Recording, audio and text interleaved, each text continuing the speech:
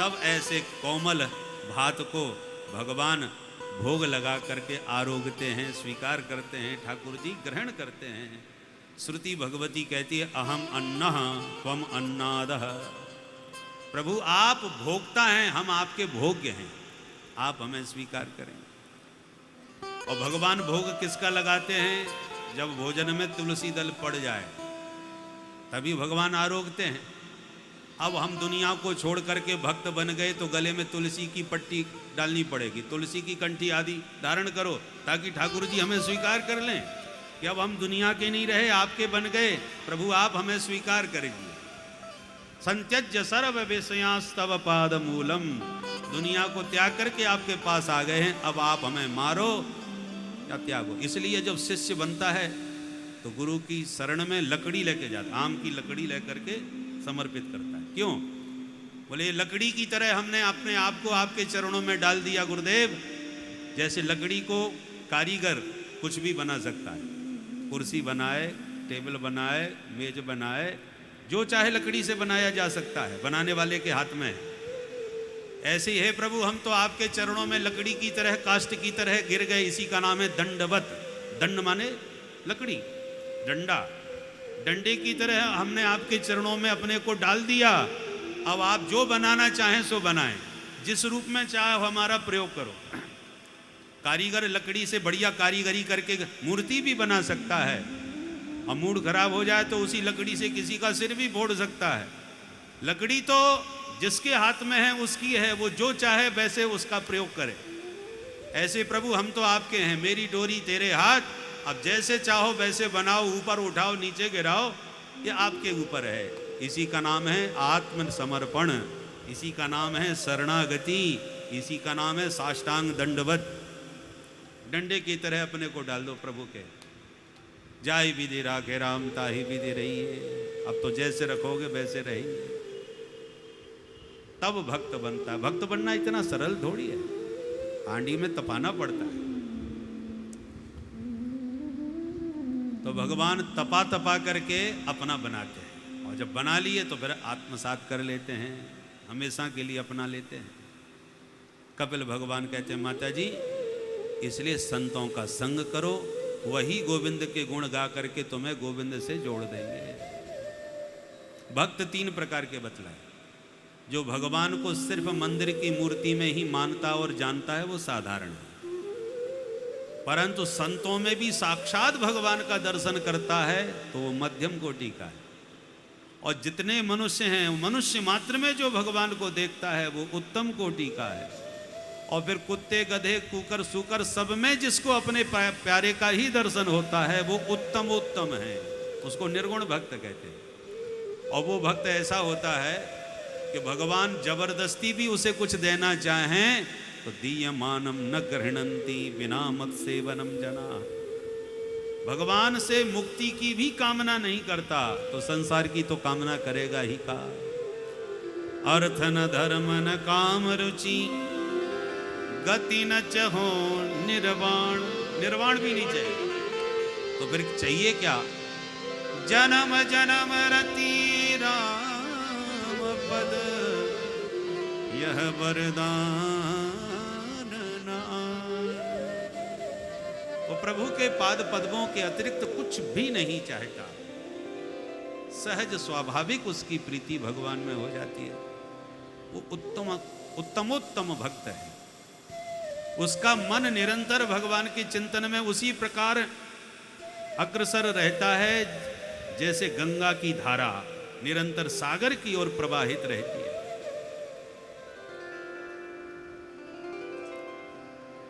अष्टांग योग का वर्णन किया है, यम, नियम, आसन, प्राणायाम, प्रत्याहार, धारणा, ध्यान, समाधि। ध्यान की विधि बतलाई। जीव जब मां के गर्भ में आता है तो कितने कष्ट पाता है। जठराग्नि में संतप्त जीव जब भगवान को पुकारता है, स्तुति गाता है, तो भगवान प्रसूति वायु के द्वारा उसे बाहर निकालते हैं। परंतु बाहर संसार में ऐसा रम जाता है आकर के कि भूल ही जाता है कि मैंने गर्भ में कितने कष्ट भोगे, भगवान को मैंने क्या वचन दिया था, सब भूल जाता है। और अंत में फिर मृत्यु काल में वही भयंकर कष्ट पाता है। सुन सुन करके देवहूति माँ बड़ी गदगद हुई और बोली, पुत्र तेरे जैसे दिव्य आत्मा को मैंने अपने उदर में धारण किया, मैं धन्य हो गई। तेरे सारे उपदेश का सार एक ही समझ में आया कि जिसकी वाणी में प्रभु का नाम है वो स्वपच भी हो तो भी पवित्र हो जाएगा, और द्विजश्रेष्ठ ब्राह्मण हो करके भी जो भगवान के पादार बिंद से विमुख हुआ वो अपना ही कल्याण नहीं कर सकता तो अन्य का कल्याण कर ही क्या सकता है। और यूँ कह के माँ देवहूति प्रेम में ऐसी पुलकित हुई कि शरीर सरिता में परिणत हो गया, और भगवान कपिल सागर के तट पर चले आए। सागर ने उत्ताल तरंगों से स्वागत किया, और आज भी गंगा सागर में कपिल भगवान विराजमान हैं।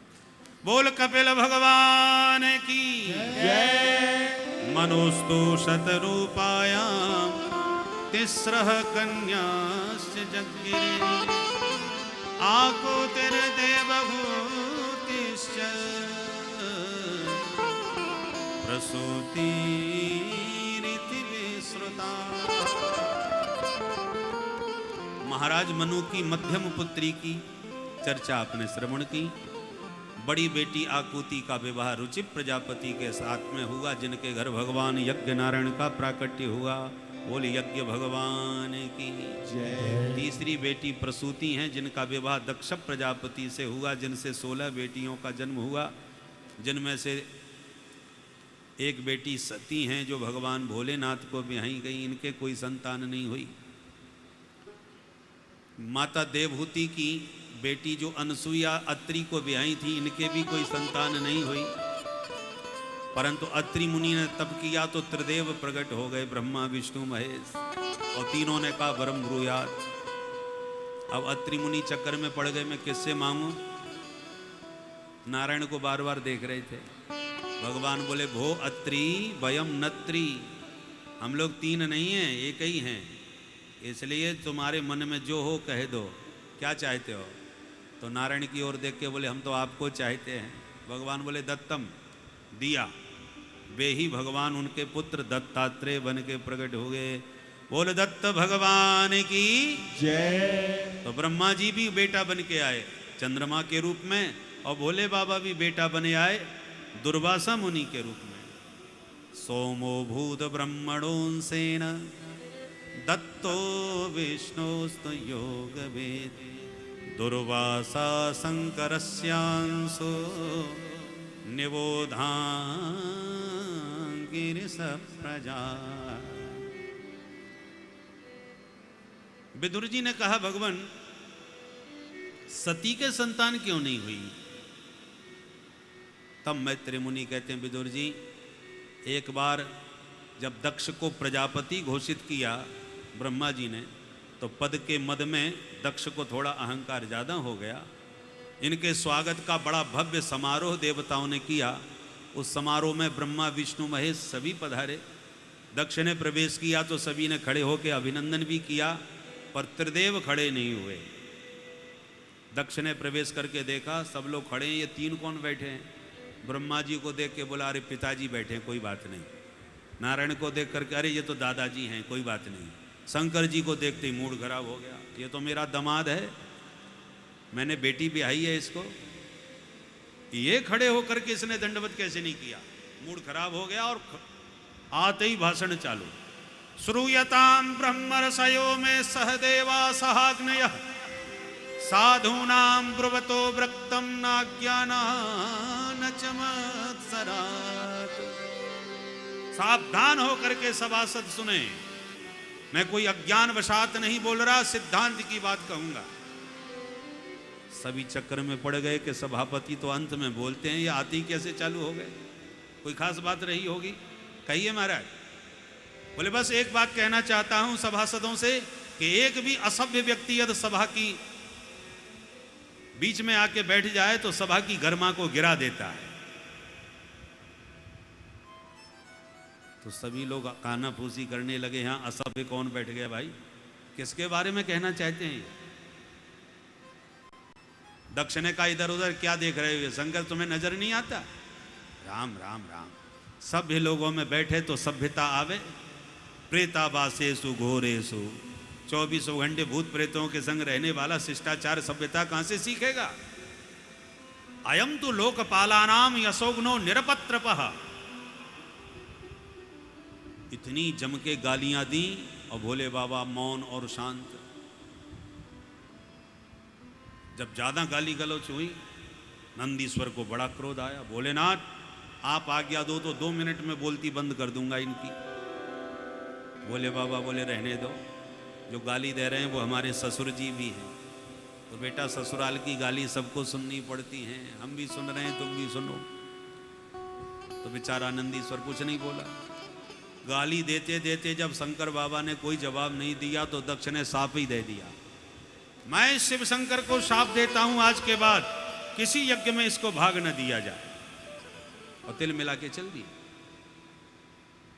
तो शाप दिया शंकर जी को, तो नंदीश्वर से बर्दाश्त नहीं हुआ, उठ के खड़े हो गए। है प्रजापति, पद के मद में महादेव की महिमा भूल गए, जब से आए हो बड़बड़ाई जा रहे हो, हम भी शाप देते हैं दक्ष को बकरे का मुंह लग जाए, बकरा बहुत में करता है। तो दक्ष के पक्ष में भृगु जी खड़े हो गए। है नंदीश्वर, ससुर दमाद की आपसी लड़ाई तू क्यों बोला? मैं भी साथ देता हूं शिव जी के गण पाखंडी हो जाएं। तो शिव जी के गण सब तिल मिला के खड़े हो गए। है बुढ़े बाबा, हमको पाखंडी बोलता है, हम भी साथ देते हैं तेरे जैसे चाटुकार ब्राह्मण भिखमंगा हो जाएं, सर्वभक्षी हो जाएं। भोले बाबा ने देखा ये स्वागत समारोह हो रहा है या साप समारोह हो रहा है। सब एक दूसरे पर बरस रहे हैं, सब गड़बड़ हमसे हुआ है तो चलो हम ही खिसक जाते हैं। और भोले बाबा तुरंत अपने गणों को लेके वहां से रफा दफा हो लेंगे। शांताकारम शिखर शयनम, चले गए अपने कैलाश शिखर पर। मामला शांत तो हो गया, पर दक्ष का क्रोध शांत नहीं हुआ। समय पाकर के बड़ा विराट यज्ञ गंगा तट पर हरिद्वार में किया दक्ष ने। दुनिया भर के देवता बुलाए, पर महादेव को चिट्ठी नहीं। विमान गड़गड़ाते जब निकले तो सती जी को कौतुक हुआ, पता चला ये तो सब मेरे मायके में जा रहे हैं। क्यों? देवांगनाओं ने कहा तुम्हारे पिताजी ने बहुत जोरदार यज्ञ किया है, तुम्हें बुलाया नहीं क्या? सती तो सुन के दंग रह गई। भोले बाबा को मनाने लगी। भोलेनाथ, प्रजापतस्ते स्वसुरस्य सांप्रतम निर्यापितो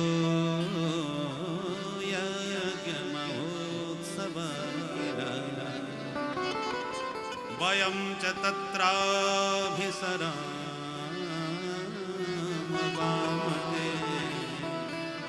यद्यर्थेतामे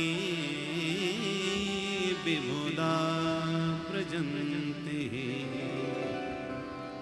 भोलेनाथ, ये सारे विमान आपकी ससुराल में जा रहे हैं, क्योंकि आपके ससुर जी ने बहुत दिव्य यज्ञ किया है, अतः आप भी जल्दी से तैयार हो जाइए। भोले बाबा ने कहा देवी जी कोई चिट्ठी आई थी क्या? बोले महाराज कभी कभी डाक मिस हो जाती है।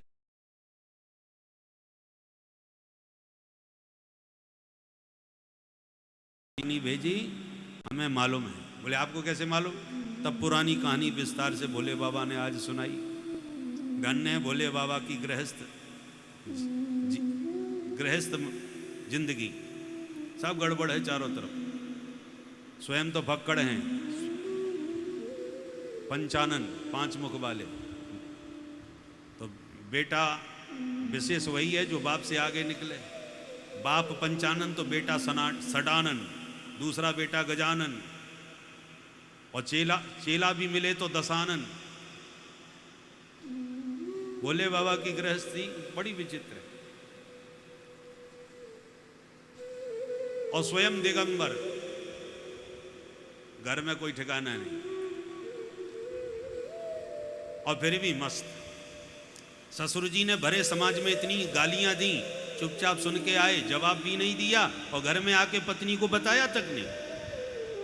जरा सोच के देखिए, ससुराल से बेइज्जती हो जाए और पतिदेव घर में आके देवी जी को बिल्कुल ना बताएं, ये कभी संभव है? अरे ससुराल में यदि कुछ ना बोल पाए तो सारी गर्मी घर में आके जरूर उतरेगी, कुछ न कुछ रूप में, ताने मार करके और उल्टा सीधा बोल करके, बड़बड़ा के। पर धन्य है भोले बाबा ने बताया तक नहीं, आज सती को पता चला। तब सती जी ने कहा यदि ये बात है तब तो जाना बहुत आवश्यक है, नहीं तो दुनिया चर्चा का विषय बना लेगी। बड़े लोगों की छोटी छोटी बात भी अखबार की प्रथम लाइन बन जाती है। इसलिए आप महादेव हैं, साधारण देव नहीं है। महादेव की चर्चा समाज में फैले, इसलिए मुझे लगता है आपको चलना चाहिए। बोले बाबा ने कहा अपने राम तो जाने वाले नहीं, तुम्हारी बहुत इच्छा हो रही है तो हम रोकेंगे नहीं। तो ठीक है मैं ही चली जाती हूँ। चली गई, कुछ गणों को भी भेज दिया। और दक्ष के डर के मारे सती का किसी ने सम्मान नहीं किया, केवल मिली तो केवल माता जी प्यार से।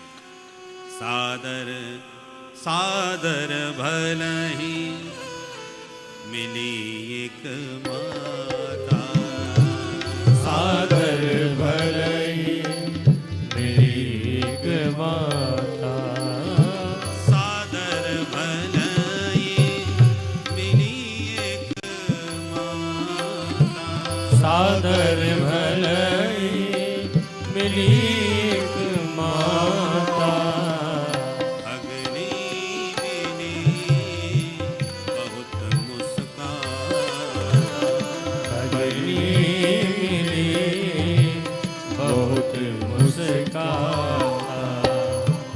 अग्नि मिली बहुत मुस्कान, अग्नि मिली बहुत मुस्काता। माँ के अलावा कोई भी सती जी से नहीं मिला। पिता ने तो मुंह ही फेर लिया। अंत तो गत्वा सती जी को भयंकर क्रोध आ गया। पतिदेव का अपमान जब देखा तो पिताजी को खरी खोटी खूब सुनाई और अंत में योगाग्नि में अपना शरीर ही माता सती ने त्याग दिया। रुद्रगण क्रुद्ध होकर उपद्रव करने लगे। नारद जी ने समाचार महादेव को सुनाया तो महादेव ने जटा उखाड़ के पटक दिया। जटा में से वीरभद्र प्रकट हुए, जिन्होंने आकर के सारा यज्ञ चौपट कर दिया। किसी के दांत तोड़ दिए, किसी के भृगु जी की दाढ़ी उखाड़ डाली, उषा देवता की बत्ती सी तोड़ दी, भग की आंखें फोड़ दी। अंत में दक्ष की मुंडी मरोड़ करके हवन कुंड में स्वाहा। बोल शंकर भगवान की जय। यज्ञ विध्वंस करके चले गए। खंडित देवता रोते रोते ब्रह्मा जी के पास पहुंच गए। हे विधाता, बड़े बड़े यज्ञ देखे पर जिंदगी में ऐसा कभी नहीं देखा। ब्रह्मा जी ने कहा बिना विचारे जो करे सो पाछे पछता है। भाग हमें भी मिला था पर हमने तो जाना उचित नहीं समझा। तुम क्यों गए? बोले अब खाई सो खाई, आंगे खाए तो राम दुहाई।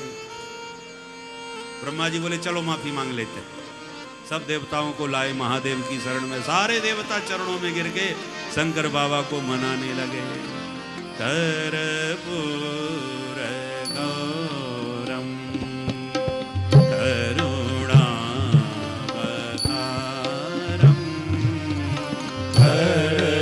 सभी गाइए। गौरम करुणावतारम, संसार सारम भुजगेन्द्रहारम।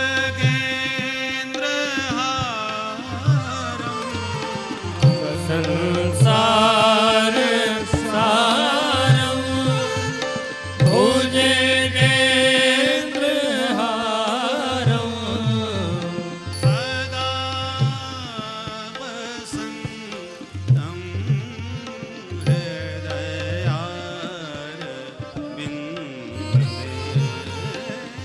सदा वसन्तं हृदयारविन्दे। भवं भवानी सहितं नमामि। भवं भवानी सहितं नमामि। कर्पूर गौरम कर्पूर गौरम। बोल शंकर भगवान की जय। महादेव खुश हो गए, सबको ठीक ठाक कर दिया। दक्ष के यज्ञ में जो दक्ष का सिर अलग हो गया था, उसमें बकरे का सिर जोड़ करके दक्ष को जीवन दान दिया।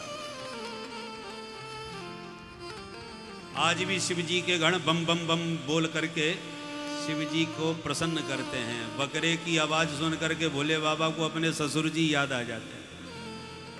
ससुर जी को बकरे का मुंह लगा दिया, भोले बाबा प्रसन्न हो गए, यज्ञ भी स्वस्थ ठीक ठाक हो गया, दक्ष को पुनर्जन्म दिया। सुखदेव जी कहते हैं राजन, इस प्रकार मैंने तुम्हें तीनों बेटियों के बारे में बता दिया। प्रियव्रत और उत्तानपाद दो बेटा हैं, उसमें उत्तानपाद जो हैं उनकी भी दो रानी सुनीति और सुरुचि हुई। सुनीति के बेटा ध्रुव और सुरुचि के बेटा उत्तम। पर छोटी रानी के प्रेम में बड़ी रानी को घर से ही अलग कर दिया। ध्रुव बार बार अपनी माँ से पिता के बारे में पूछते हैं, पर माँ क्या बतावे। मित्रों से पूछा तो मित्रों ने ले जाके ध्रुव जी को सीधा पिताजी से ही मिला दिया। पिता ने परिचय पाते पुत्र को अंक में भर लिया, हृदय से लगा लिया, पर सौतेली माँ को पता चला तो हाथ पकड़ के उतार दिया, भाग यहाँ से। न वत्सन प्रतेर्धिष्टम भवानारोढ़मर्हति न गृहीतो मया यत्व कुक्षावपि न पात्मज। राजा का बेटा होगा पर मेरे गर्भ से जन्म नहीं लिया, इसलिए दुर्लभेर्थे मनोरथः। तू कभी सिंहासन पर नहीं बैठ सकता, निकल यहां से। बैठना है तो जा तपस्या करके भगवान से वरदान मांग के मेरे द्वारा तेरा जन्म हो। तो ध्रुव जी माँ का अपमान देखकर रोते हुए घर आए, माँ को सुनाए। माँ ने प्यार से समझाए कि देखो बेटा, मैं तुझे तेरे पिता के बारे में नहीं बता पाई, धन्य है तेरी सौतेली माँ जिसने आज तुझे जगत पिता के बारे में बता दिया। सही कह रही थी, उस जगत पिता की गोद में यदि बैठ गए तो कभी नीचे नहीं उतरना पड़ेगा। कण कण में सब जगह हैं बेटा, जब पुकारोगे तहाँ वहीं प्रकट हो जाएंगे। बात जम गई, घर से निकल गए और निकलते ही नारद जी मिल गए। पहले परीक्षा ली, उसके बाद परीक्षा में पास हुए तो दीक्षा दी। पुराने महात्मा जल्दी दीक्षा नहीं देते थे, परीक्षा के बिना दीक्षा नहीं। परीक्षा में पास हो गए तो कान में द्वादशाक्षर मंत्र फूंक दिया, बोले बेटा जाओ मथुरा, जमुना के तट पर बैठ के भजन करो, मनोरथ सिद्ध होगा। ध्रुव जी आए मंत्र लेकर, जमुना में नहाए, मधुबन मथुरा में है, मधुबन में बैठ करके, जिसको वर्तमान में कहते हैं ध्रुव टीला, मधुबन में बैठ के ध्रुव जी ने खूब द्वादशाक्षर मंत्र जपा, अपने को तपाया। और केवल 5 महीने के कठोर तप से ही जब उन्होंने प्राणायाम चढ़ाया तो समग्र प्राणियों का प्राण अवरुद्ध हो गया। देवता घबराए, नैवं विदामो भगवन प्राणरोधम चराचरस्याखिल सत्वधाम्नः। प्रभु हम सबका प्राण अवरुद्ध है, क्या हो गया। भगवान बोले मत घबराओ, अभी ठीक करता हूं। मधुबन में भगवान अपने भक्त का दर्शन करने के लिए दौड़े दौड़े चले आए। जैसे ही ध्रुव जी ने नेत्र खोल करके देखा तो जो हृदय में हरि दिख रहे थे वही आंखों के सामने खड़े नजर आने लगे। बोल भक्त वत्सल भगवान की जय। श्री हरि का दर्शन करते ही ध्रुव जी के मन में उमंग उठी, मैं इनकी स्तुति करूं, पर पढ़ा लिखा कुछ हूं नहीं, क्या करूं। तो भगवान ने अपना शंख ध्रुव जी के गाल से छुआ दिया। पस्पर सबलम कृपया कपोले। शंख स्पर्श हो गया और समस्त वेद वेदांत उपस्थित हो गया, गाने लगे। द्वादशाक्षर मंत्र लिया था तो 12 श्लोकों में ध्रुव जी ने स्तुति गाई। योऽन्तः प्रविश्य मम वाचमिमां प्रसुप्तां। योऽन्तः प्रविश्य मम वाचमिमां प्रसुप्तां। सञ्जीवयत्यखिल शक्तिधर स्वधाम्ना। सञ्जीवयत्यखिल शक्तिधर स्वधाम्ना। अन्याश्च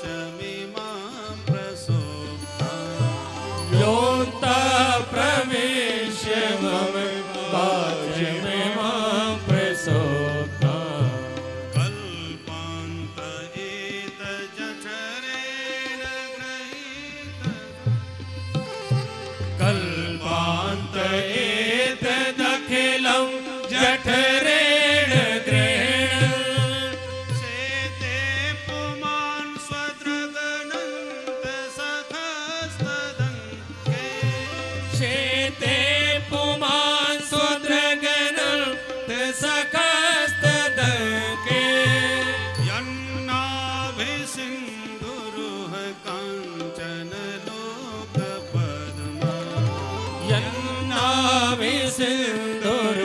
काञ्चन लोक पद्मा गर्भेद्युमान् भगवते प्रणतोऽस्मि तस्मै गर्भेद्युमान् भगवते प्रणतोऽस्मि तस्मै योऽन्तः प्रवेश्य मम वाचमिमां प्रसुप्ताम् योऽन्तः प्रवेश्य मम वाचमिमां प्रसुप्ता बोल भक्तवत्सल भगवान की जय।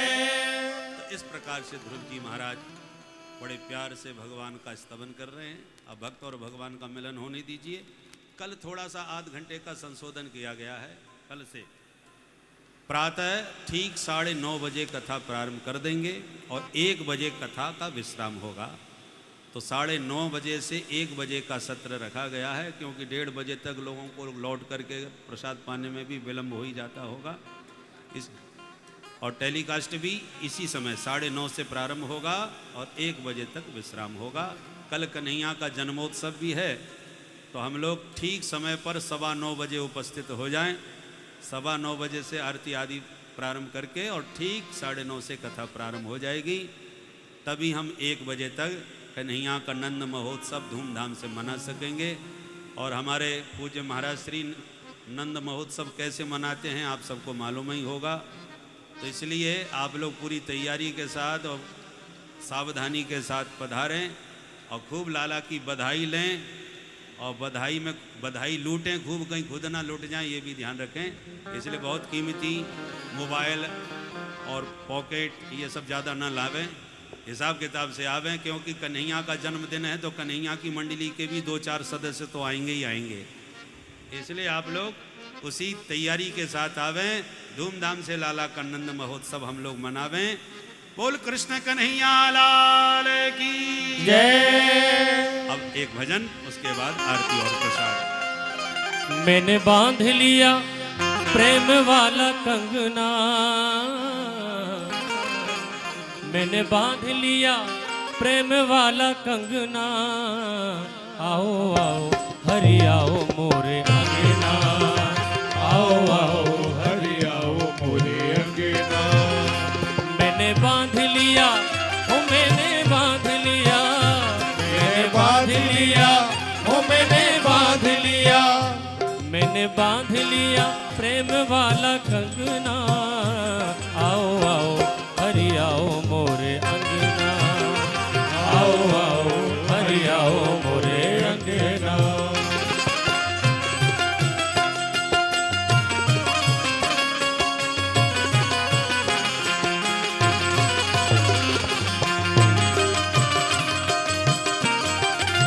श्री बाके बिहारी लाल जय हो।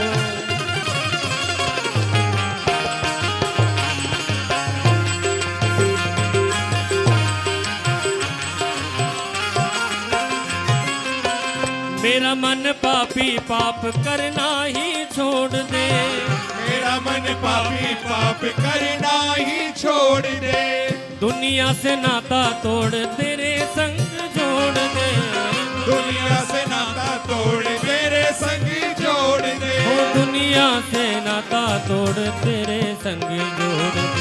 ओ यही मांग मेरी, ओ यही मांग मेरी, यही मांग मेरी और कोई मंगना, आओ आओ हरि आओ मोरे अंगना, आओ आओ हरि आओ मोरे अंगना।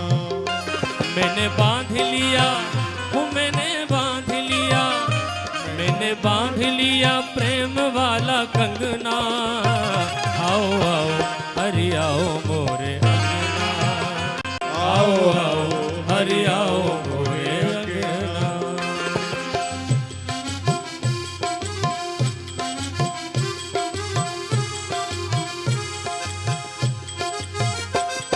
जय जय श्री राधे।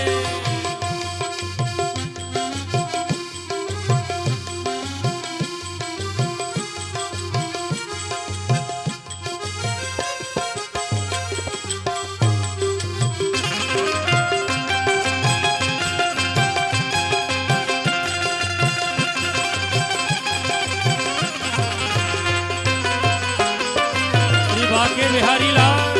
जय हो।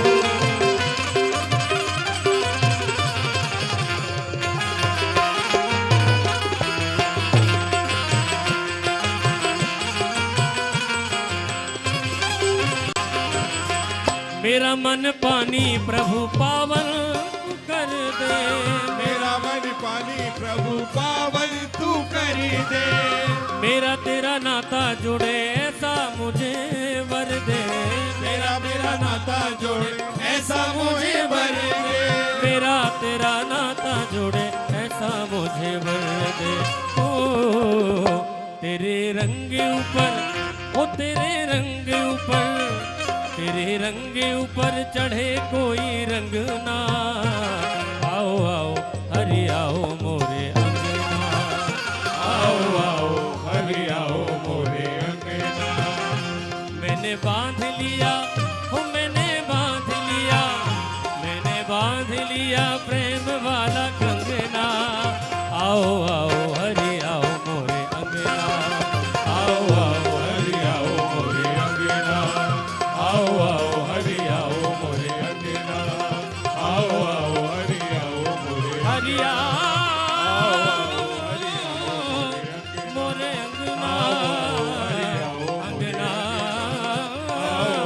हरि आओ। बोलिए बांके बिहारी लाल की जय। राधे हरि ओम चंद्रमा मनसो जात चक्षुः सूर्यो अजायत श्रोत्राद् वायुः प्राणसमुखादग्निरजायत।